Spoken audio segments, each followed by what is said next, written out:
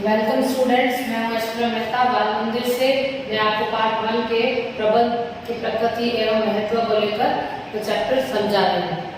कल के वीडियो में मैंने आपको प्रबंध की विशेषताएं और प्रबंध के विशेषताएं और उद्देश्य के बारे में बताया। आज मैं आपको प्रबंध के महत्व के बारे में समझाऊंगी। प्रबंध तो आप जानते हैं क्या होता है कि प्रबंध का मतलब होता है कि दूसरों से कार्य करवाने की कला, यानी हम दूसरों से किस तरह से अच्छे से कार्य करवा सकते हैं, उनकी खुशी से कैसे कार्य करवाते हैं, ये एक कला होती है। लोग अपनी खुशी से ज्यादा कार्य करें ऐसा जरूरी नहीं है। आजकल के लोग बहुत ज्यादा आलसी होते हैं, तो उनसे एक अच्छे से अच्छा कार्य करवा के लेने की जो कला होती है, दूसरों से जो कार्य करवाने की कला होती है, वही प्रबंध कहलाती है। अब एक अच्छा प्रबंधक, एक अच्छा मैनेजर कौन होता है? एक अच्छा प्रबंधक, एक अच्छा मैनेजर वो होता है जो कम से कम लागत में, कम से कम खर्च में अधिक से अधिक लाभ कमा सके, उस अपने सीमित संसाधनों का अधिक से अधिक उपयोग कर अधिक लाभ कमा सके संगठन में और संगठन के लक्ष्यों की प्राप्ति कर सके, तो वो होता है प्रबंध, एक अच्छा प्रबंध। अब आज हम पढ़ेंगे प्रबंध के महत्व, यानी प्रबंध क्यों जरूरी है, प्रबंध हर संगठन में करना क्यों जरूरी है। आज के युग में अगर किसी संगठन में हम प्रबंध न करें या प्रबंध न करें और बिना प्रबंध किए ही संगठन को हम चलाए, तो वो संगठन कभी सफल नहीं हो सकता। मतलब किसी भी काम को अगर मैनेज ना करें, अगर हम कामों की पहले लिस्ट नहीं बनाए, जैसे कि छोटे स्तर पर भी आप देख लो कि हम कामों की लिस्ट नहीं बनाते, तो हम भूल जाते हैं कौन कौन से काम करने, कौन से पहले करने थे, कौन से बाद में करने थे। तो इसीलिए हर चीज को मैनेज करना आज के युग में बहुत जरूरी हो गया है। एक संगठन जो इतना बड़ा संगठन होता है, वहाँ पर प्रबंध और भी ज्यादा जरूरी हो गया। लक्ष्य की प्राप्ति के लिए, संगठन के उद्देश्य की प्राप्ति के लिए संगठन में इतने सारे काम होते हैं, कौन सा काम कब करना है, कितने समय में करना है, ये सब का इस सबको मैनेज करना बेहद जरूरी हो गया। इसलिए आज मैं आपको प्रबंध के महत्व के बारे में बताऊंगा, जहाँ पे आपको 5 महत्व बताए गए। वैसे प्रबंध के बहुत सारे महत्व होते हैं, लेकिन यहाँ पे कुछ 5 महत्व ही आपकी बुक में समझाए गए, इसलिए मैं आपको 5 महत्व बताती हूँ। पहला महत्व देखिए, सामूहिक लक्ष्य को प्राप्त करने में सहायक। प्रबंध जो है सामूहिक लक्ष्य को प्राप्त करने में सहायता करता है। सामूहिक लक्ष्य यानी जो एक संगठन, जो एक उद्योग के लक्ष्य उसको प्राप्ति करने में, वहाँ पर बने हुए समूह के लक्ष्य को प्राप्त करने में। जैसे एक संगठन है, वहाँ पे एक सेल्स डिपार्टमेंट है, उनका सेल्स डिपार्टमेंट जो चीजें बेचता है, उनका टारगेट इस बार है कि उनको 1500 वस्तुएं बेचनी है। तो इन वस्तुओं को बेचने में ये एक सामूहिक लक्ष्य है, इन सबका सामूहिक लक्ष्य की सेल्स डिपार्टमेंट में 50 से 100 वर्कर्स लगे होंगे, तो उन 100 लोगों का टारगेट है कि उनको 1500 से 2000 वस्तुएं बेचनी है। तो जो प्रबंध है वो इन वस्तुओं को बेचने में सहायता करेगा, उन्हें इस तरह से टेक्निक बताएगा, वो तरीका बताएगा या उनको मदद करेगा कि किस तरह से प्लानिंग करेगा, प्लानिंग करके उनको और आदेश देगा और निर्देशन देगा, जिस तरह से वो ज्यादा से ज्यादा वस्तुओं को बेच पाए और अपने टारगेट को पूरा कर पाए। तो इस तरह से जो ये उस समूह का लक्ष्य भी पूरा हो जाएगा और साथ साथ संगठन का भी यही लक्ष्य है कि ज्यादा से ज्यादा वस्तु बेचने पर लाभ तो संगठन को ही होगा। तो इस तरह से वो संगठन के लक्ष्यों की प्राप्ति में बहुत सहायक होता है। प्रबंध जो है संगठन के लक्ष्यों की प्राप्ति में सहायक होता है। और सामूहिक लक्ष्य से क्या कहने का मतलब है, जो वहाँ के समूह का लक्ष्य है, समूह में सब आते हैं, वहाँ के कर्मचारी, वहाँ का क्या कहते हैं संगठन के मालिक, वहाँ के मैनेजर, सब एक समूह की तरह काम करते हैं। तो उन सब लोगों के लक्ष्यों की प्राप्ति करने में प्रबंधक सहायता करता है। अब दूसरा देखिए, क्षमता में वृद्धि करना। क्षमता में वृद्धि कैसे करता है? प्रबंध का क्या महत्व है? क्षमता में वृद्धि करना, यानी ज्यादा से ज्यादा एक संगठन ज्यादा से ज्यादा उत्पादन कर सके, जो संगठन की क्षमता को बढ़ाना। जैसे एक संगठन है जो 1500 वस्तुएं ही बना सकता है, तो कोशिश करना है कि वो 2000 तक उत्पादन कर पाए। वहाँ के जो कर्मचारी है वो नॉर्मल जो 4-5 घंटों में काम कर लेते हैं या 5 घंटों में या 60 घंटों में जो कार्य कर लेते हैं, तो प्रबंधक उनको इस तरह से लालच दे या उस तरह से उनको खुश करे कि वो ज्यादा समय को जो ज्यादा समय में काम किया जाता है वो कम से कम समय में काम कर सके और अपनी क्षमता को बढ़ा सके। जो 4 घंटे का काम है वो 3 घंटे में करके और ज्यादा काम करने की कोशिश करे, यानी वो अपनी क्षमताओं को बढ़ाए। जो एक वर्कर है, एक कर्मचारी अगर एक दिन में सिर्फ 10 वस्तुएं बना सकता है, तो उसको इस तरह से प्रोत्साहित करे कि वो कम से कम दिन में 12 से 15 वस्तुएं बना सके। तो इस तरह से कर्मचारी की क्षमता में वृद्धि होगी और दूसरी तरफ लक्ष्यों की संगठन की भी क्षमता में वृद्धि होगी, संगठन के भी उत्पादन में वृद्धि हो जाएगी। जैसे एक मशीनरी है, उसमें हम जैसे वो 100% माल बनाने के 100% माल बनाती है, तो हम आप भी उसका 50% यूज करते हैं। जैसे वो 2000 प्रोडक्शन कर सकती है, 2000 चीजों का उत्पादन कर सकते हैं, पर हम अभी 50% ही उत्पादन करवा रहे हैं, 1000 ही उत्पादन करवा रहे हैं। तो एक जो प्रबंधक होगा, एक समझदार प्रबंधक, एक अच्छा प्रबंधक वो होगा जो उस मशीन से 100% कैपेसिटी से काम करवाए, यानी 100% उससे उत्पादन करवा के लिए, ताकि संगठन में एक संगठन में का उत्पादन बढ़े और उसकी क्षमता में काम करने की क्षमता में वृद्धि होगी। अब देखो तीसरा, गतिशील संगठन का निर्माण, यानी आज का जैसे बदलता हुआ वातावरण है, चारों तरफ कभी फैशन है, जैसे हर चीज में फैशन बदलता रहता है, तो राजनीति में पार्टी बदलती रहती है, तो इस सबका प्रभाव जो है कहीं न कहीं संगठनों पर भी पड़ता है। बदलते वातावरण की वजह से संगठन को भी खुद को थोड़ा बहुत बदलना पड़ता है, तो प्रबंधन संगठन को बदलने में मदद करता है। लेकिन जो एक संगठन के कर्मचारी होते हैं वो खुद को बदलना नहीं चाहते, वो सोचते, वो जैसे कंप्यूटर का जमाना जब आया था, नए नए जब कंप्यूटर आया था, तो कर्मचारी के संगठन में जिन्हें कंप्यूटर चलाना नहीं आता था, तो वो लोगों ने उस संगठन में विरोध किया कि हमारे यहाँ कंप्यूटर न लगाया जाए, क्योंकि उन्हें लगता था हमें कंप्यूटर आते नहीं है, हमें चलाने आते नहीं है, और कहीं ना कहीं संगठन एक समय बाद हमें निकाल लेगा। तब एक अच्छे प्रबंधन ने उन्हें ये समझाया होगा कि कंप्यूटर आना सब एक संगठन के लिए अच्छा नहीं है, सिर्फ संगठन के प्रगति और विकास के लिए अच्छा नहीं, बल्कि आप लोगों के लिए भी अच्छा है, और हम आपको निकालेंगे नहीं, हम आपको कंप्यूटर सिखाएंगे, आप इस चीज को सीखेंगे तो आपका भी साथ साथ विकास होगा। तो इस तरह की बातें करके प्रबंधन उन कर्मचारियों का जो कर्मचारी को विरोध करने से रोक पाता है और उन्हें काम करने के लिए प्रेरित कर पाता है। तो ये गतिशील संगठन का निर्माण होता है, मतलब एक संगठन बदलते संगठन का निर्माण करने में भी सहायक कौन होता है? एक प्रबंधक सहायक होता है।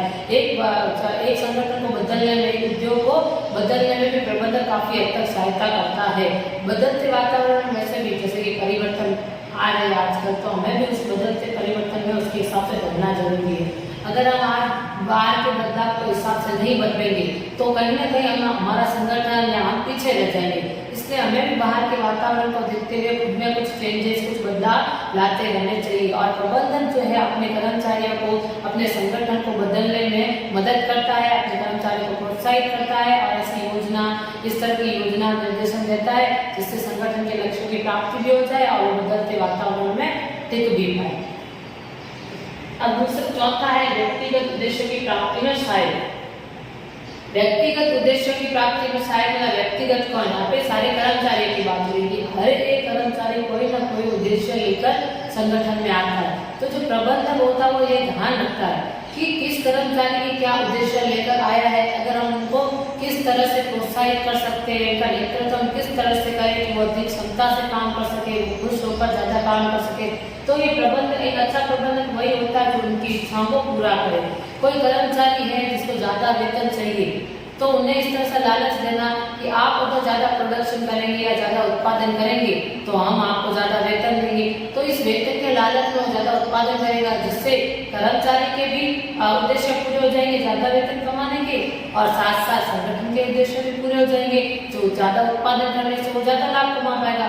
तो एक अच्छा प्रबंधक वही होता है जो व्यक्तिगत उद्देश्य के साथ साथ संगठन के लक्ष्य की प्राप्ति कर ले। वो दोनों का इस तरह से तालमेल बिठा देता है कि दोनों के लक्ष्य की प्राप्ति साथ साथ होती है। जैसे मैंने अभी आपको एग्जाम्पल दिया प्रोडक्शन का, उत्पादन का, जिसमें एक कर्मचारी का उद्देश्य है ज्यादा वेतन कमाना और संगठन का उद्देश्य है ज्यादा उत्पादन करना, तो वो दोनों चीजों को एक समान दिशा की ओर ले जाता है। उस कर्मचारी को कहता है कि अगर आप ज्यादा उत्पादन करोगे तो हम आपको ज्यादा सैलरी देंगे, ज्यादा वेतन देंगे, और इस तरह से वो ज्यादा उत्पादन करेगा तो ऑटोमेटिकली संगठन का उत्पादन भी बढ़ जाएगा और संगठन के लक्ष्यों की भी प्राप्ति हो जाएगी। तो एक अच्छा प्रबंधन होता है व्यक्तिगत उद्देश्य की प्राप्ति में भी कहीं ना कहीं सहायक होता है।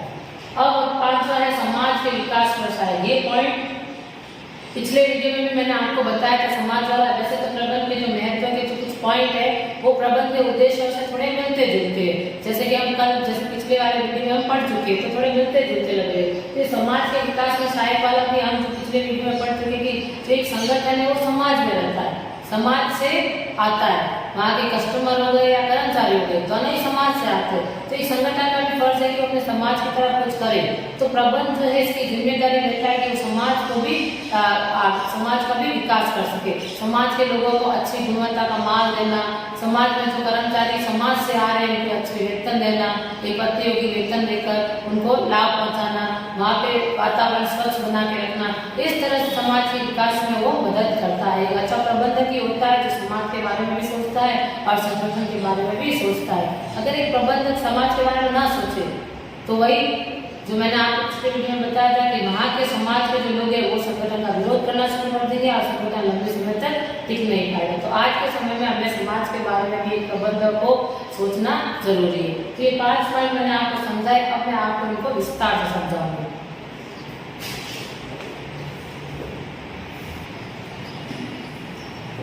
तो पहला पॉइंट था जो मैं आपको समझा चुकी हूँ कि सामूहिक लक्ष्यों को प्राप्त करने में सहायता करता है या सहायक होता है। तो इसमें मैंने लिखा प्रबंध व्यक्तिगत प्रयासों को संगठन के उद्देश्य की प्राप्ति की ओर ले जाता है, एक दिशा की ओर ले जाता है।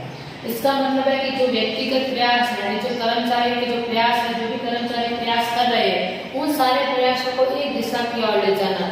कोई जैसे सेल्स डिपार्टमेंट है तो कोई प्रोडक्शन डिपार्टमेंट होगा, यानी जो कोई उत्पादन करने वाला होगा, कोई बेचने वाला होगा, कोई रिसर्च करने वाला होगा, तो कहीं ना कहीं सारे लोग कुछ ना कुछ प्रयास कर रहे हैं, लेकिन सारे प्रयास को एक दिशा की ओर ले जाता है, एक लक्ष्य की ओर ले जाता है। वो लक्ष्य होता है ज्यादा से ज्यादा लाभ कमाना है, ज्यादा से ज्यादा टारगेट्स को पूरा करना, ज्यादा से ज्यादा वस्तु को बेचना, इस तरफ को ले जाता है, जिससे संगठन के लक्ष्यों की भी प्राप्ति हो सके और वहाँ पे संगठन के सारे सब लोगों के लक्ष्यों की भी प्राप्ति हो सके। तो इस तरह से प्रबंधक है वो सामूहिक लक्ष्यों को प्राप्त करने में सहायता करता है, यानी वहाँ पे जितने भी ग्रुप्स बने हुए, जितने भी समूह बने हुए, उन सबके लक्ष्य भी प्राप्त हो सके और संगठन के लक्ष्य का भी, और ऑटोमेटिक इससे संगठन के लक्ष्य की भी प्राप्ति हो जाएगी। तो एक प्रबंधक जो होता है संगठन के लक्ष्य को प्राप्त करने में सहायता करता है। दूसरा है प्रबंध क्षमता में वृद्धि, जो भी मैं आपको अभी समझा चुकी हूँ, इसका मैंने इंट्रो दे दिया है।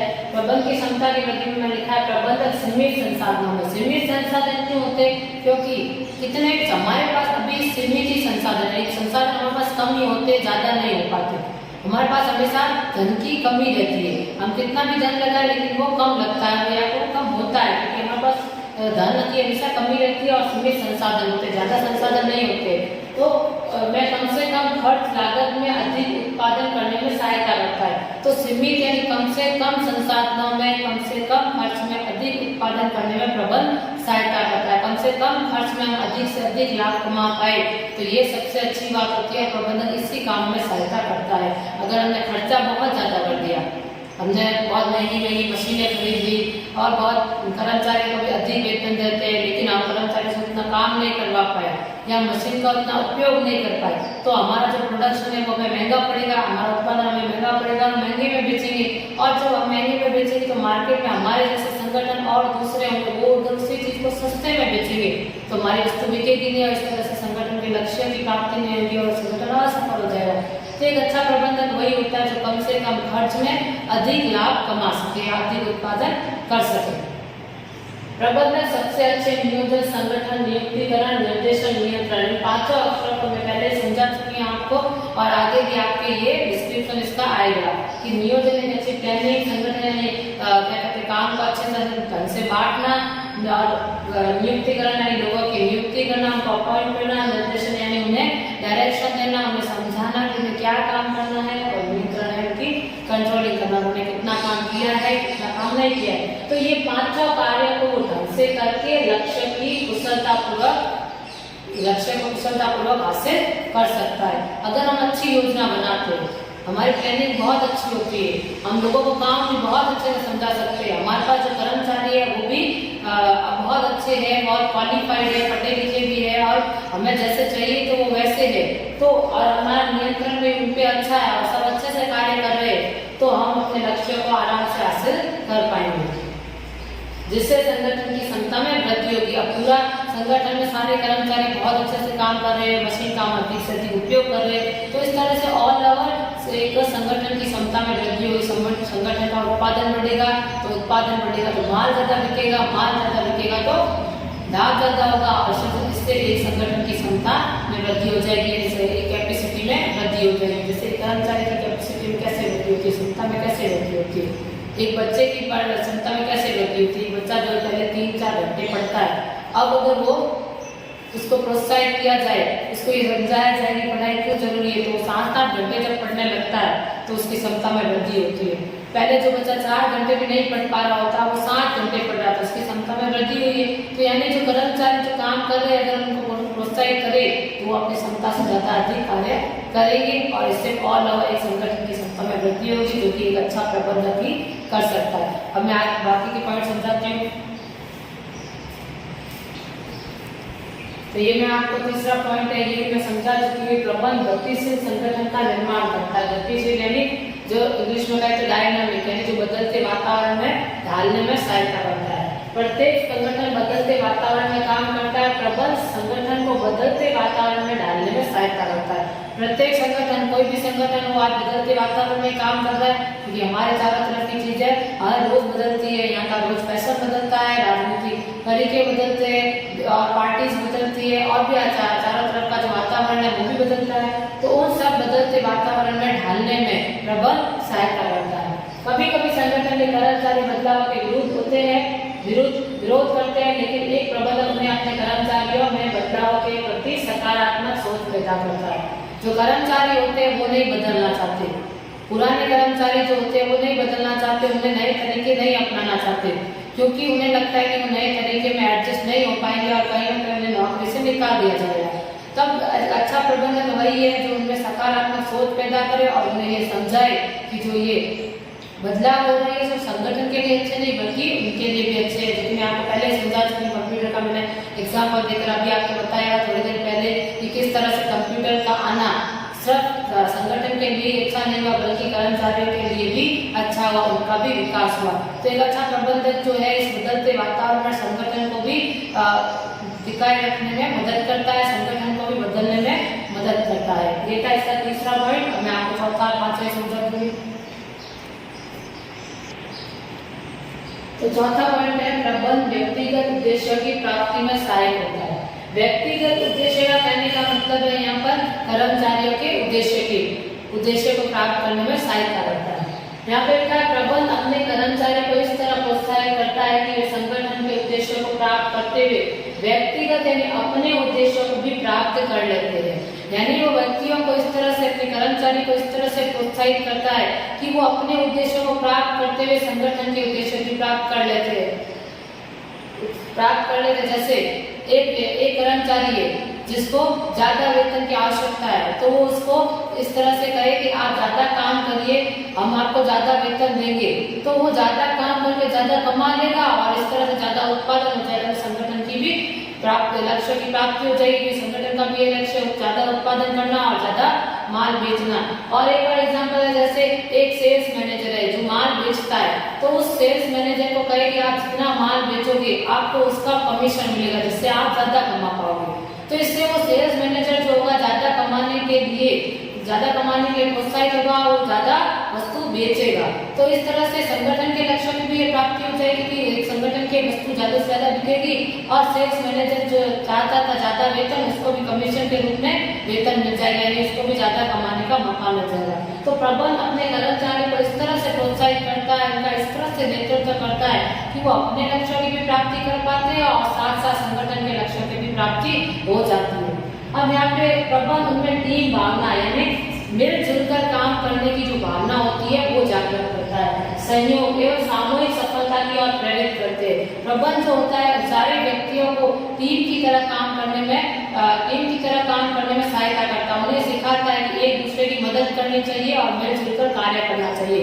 अगर सब अपना अपना ही सिर्फ कार्य करेंगे तो अपना काम तो पूरा कर लेंगे, लेकिन मिलजुल कर न करने की वजह से कहीं ना कहीं संगठन के लक्ष्यों की प्राप्ति नहीं हो पाएगी। अगर सब मिलजुल कर काम करेंगे, एक दूसरे की मदद करेंगे, कोई कर्मचारी है जो काम नहीं कर पा रहा है किसी बीमारी की वजह से, तो उसका थोड़ा सहयोग करेंगे, सब मिलजुल कर कार्य करेंगे, तो सबके लक्ष्य की भी प्राप्ति हो जाएगी और संगठन के लक्ष्यों की भी प्राप्ति हो जाएगी। तो इस तरह से प्रबंध जो होता है कर्मचारियों में टीम भावना, सहयोग की भावना, मिलजुल कर काम करने की भावना को प्रेरित करता है और उनके सफलता की ओर ले जाता है। इससे एक व्यक्तिगत एक कर्मचारी के लक्ष्य तो पूरे होते ही है और संगठन के लक्ष्य भी पूरे हो जाएंगे। तो यहाँ पे यही कहने का मतलब है कि प्रबंध जो व्यक्तिगत उद्देश्यों की प्राप्ति में यानी कर्मचारी के उद्देश्यों की प्राप्ति में सहायक होता है। जब कर्मचारी के उद्देश्य की प्राप्ति हो जाएगी तो वो खुश होकर अपनी पूर्ण क्षमता से और कार्य करेंगे, जिससे संगठन के लक्ष्यों की भी प्राप्ति हो जाएगी।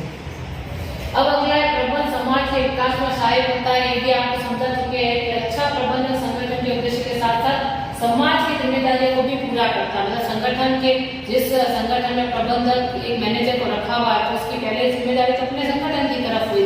पहले जिम्मेदारी तो ये है कि अपने संगठन के लक्ष्यों की प्राप्ति करे, जिसके लिए उसको वेतन मिल रहा है। अच्छे मैनेजर को वेतन इसलिए दिया जाता है ताकि वो अपने संगठन के लक्ष्यों की प्राप्ति कर सके। लेकिन दूसरा इसका काम ये भी होता है कि वो समाज की तरफ भी अपनी जिम्मेदारियां निभाए, यानी जिस संगठन में कार्य कर रहा है और जो संगठन जहाँ पे खुला हुआ है या जो फैक्ट्री जहाँ पे लगी हुई है तो वहाँ के आसपास के समाज के लोगों की भी भलाई करे। तो प्रबल समाज के विकास में सहायता करता है अच्छी गुणवत्ता की वस्तु देकर, यानी जिस समाज में हम वस्तु बेच रहे तो बिना मिलावट का माल बेचे, अच्छी गुणवत्ता का माल दे जिससे लोगों की तबीयत खराब ना हो, लोगों का स्वास्थ्य बिल्कुल बिगड़े नहीं। और है रोजगार के अवसर देना, जो कर्मचारी है वो समाज के लोगों से आते हैं तो उन्हें गरीब वर्ग को प्राथमिकता देना, गरीब लोगों को भी रोजगार के अवसर प्रदान करना ताकि उनका भी घर चलता रहे। तीसरा है नई तकनीक को अपनाकर ताकि लोगों का स्वास्थ्य सही रहे। जैसे उत्पादन करने के कई तरीके होते हैं, लेकिन एक अच्छा प्रबंधक वही होता है जो ये तकनीक अपनाए जिससे प्रदूषण कम से कम हो। ऐसी चीज अपनाने से जिससे प्रदूषण कम से कम हो तो आसपास के लोगों के स्वास्थ्य भी बना रहेगा। जैसे कोई फैक्ट्री लगती है, अगर फैक्ट्री से अत्यधिक धुआं निकलता है और वहाँ का पानी भी दूषित हो जाता है तो वहाँ के लोगों का स्वास्थ्य भी खराब हो जाएगा और लंबे समय तक वो संगठन वो फैक्ट्रियों पर टिक नहीं पाएगी, क्योंकि सरकार की तरफ से भी ऑर्डर आ जाएगा उसको बंद करने के लिए, क्योंकि कभी न कभी जाकर तो लोग कंप्लेन करेंगे। तो इसलिए संगठन जो होता है उसको हमेशा से इस तरह से अपना उत्पादन करना चाहिए कि वो जो भी चीजें बने वो प्रदूषण रहित बने और वहाँ के जो लोगों का स्वास्थ्य भी खराब ना हो। ये काम भी एक प्रबंधन का ही होता है, देखने का कि वहाँ के समाज के लोगों का भी वो साथ साथ विकास करता है, जिससे समाज के लोग भी उससे खुश हो, तो समाज का विकास भी उसे करना चाहिए। तो ये 5 पॉइंट मैं आपको समझा चुके हैं प्रबंध के महत्व। वैसे प्रबंध के महत्व इससे और भी ज्यादा होंगे, लेकिन ये मुख्य 5 महत्व है। आप लोग इस चीजों को नोट कर लेना और बाकी का मैं आपको अगली क्लास में समझाऊंगी।